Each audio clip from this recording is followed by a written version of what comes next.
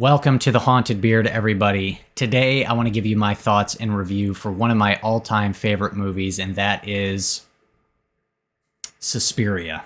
Suspiria came out in 1977 and was directed by Italian filmmaker Dario Argento. And this film tells the story of Susie Banyan, an American ballet dancer who travels to Germany to attend a very prestigious ballet school. And a bunch of grisly murders start occurring, and she discovers that the school may be a front for something much more sinister.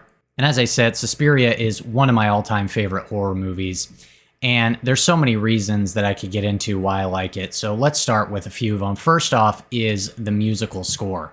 The musical score was done by the Italian rock band Goblin, and Argento collaborated with them. And what they came up with is perfection, as far as I'm concerned. This is one of the best horror scores of all time. Certainly one of the best theme songs of all time, at least in my opinion. And the music here is just fantastic. It adds so much to the overall feel and the atmosphere of the movie. There's just something about the theme. When the movie opens up and that theme song kicks in, like right at the very beginning, I just get a big old smile on my face. There's something about the mixture of It sounds like they're these bells. I don't even really know what the instruments are that are used in the theme song, but it sounds like bells. And then they mix in these whispers and stuff like that in the middle of it. And it just combines to create just such a fantastic musical score. I could listen to it endlessly. It's awesome. And of course, you can't talk about Suspiria without talking about the lighting and the colors and just the visual presentation. It is one of the most unique and beautifully looking horror movies I've ever seen. Just the reds, the blues, the oranges, the greens. It just all comes together to create just such... It's just a visual feast. It creates such an incredible experience that like every scene, every shot of this movie is just a feast for the eyes. And it's just so much fun to watch and just to look at. It's a piece of art as far as I'm concerned. And not only is it just the lighting and the colors, but even the set designs themselves. As you get into the ballet school and just the set design, it's such this pretty looking building, this like ornate building, and the reds are built into the colors of the wall, and the blues are built into just some of these big drapes that they got hung up. And there's just so much visually going on in this movie that you just never get tired of watching it and of just looking at the images on the screen. And part of what makes Suspiria so great is the beautiful imagery and also the horrific imagery. You have these two like contrasting ideas, but they're able to come together and kind of just like fuse together in such a great way. This movie it's beautifully horrific and it's horrifically beautiful. Like murder has never looked so pretty as it does in Suspiria. And that's what I love about it. It creates such this unique experience that I don't think I've really seen in any other movie, at least to this level. I just recently did a top 10 horror movie kills video on my channel, and the opening scene, the opening kill in this movie was on the list, as I just love it. And again, it's just these two contrasting ideas working so well together, where you've got this horrific, brutal murder of this poor young woman. Of course, there's the shot with her chest cavity open, and you see her heart beating as the knife stabs into her heart. And it's absolutely horrifying, and yet it just looks so gorgeous all at the same time. It's such an incredible scene, and the whole movie really kind of has that sort of vibe to it, and I absolutely love it. Now, if I'm going to be completely honest, I think Suspiria is an example to a degree where you definitely have way heavy on the style and a little bit lighter on the substance. But I do think that there is enough substance here to at least keep you engaged beyond just all the beautiful, gorgeous imagery and all the visuals and all that stuff, as there is an element of mystery to the film that does keep you engaged. As Susie is there at the school and just some weird, creepy stuff starts happening, and she's trying to kind of put together some of the pieces to figure out what exactly are the professors and the teachers up to. And so there is enough of a story here to at least keep you engaged. But even though the film is a little bit lighter on the story, the visuals and the atmosphere are more than enough to make up for it. And as I've talked about, the music is great, the visuals are great, but just the overall atmosphere, it has such a interesting and unique atmosphere, as the movie has this very sort of fantastical, dreamlike feel to it. This almost feels like this magical fairy tale horror movie. And the movie feels very extreme and exaggerated and very sort of theatrical. And it kind of takes you out of it. It's almost like it's in this fantastical type of reality just because of how it's presented.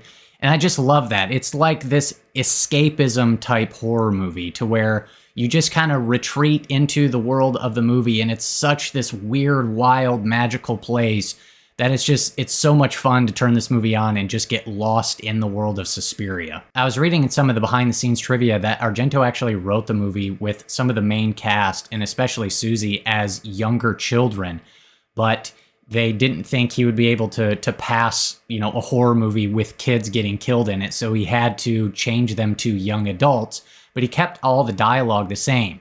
And I feel like you can kind of feel that, like, especially Susie and some of her friends and the other characters that she meets and the girls at the ballet academy, there's this like childlike innocence and almost ignorance to them. Like they're these young, innocent, almost children who get caught up in this, diabolical, evil world.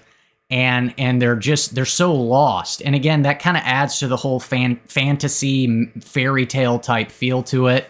And just all of that stuff comes together and creates such a great experience. And the movie just totally nails the atmosphere every single step of the way. And it's creepy. It's got some gross out moments when the maggots start falling from the ceiling. Is a great little scene there. I really like the kill scene where the blind guy is walking his dog home alone at night. And again, it feels like he's almost stepped into this parallel reality.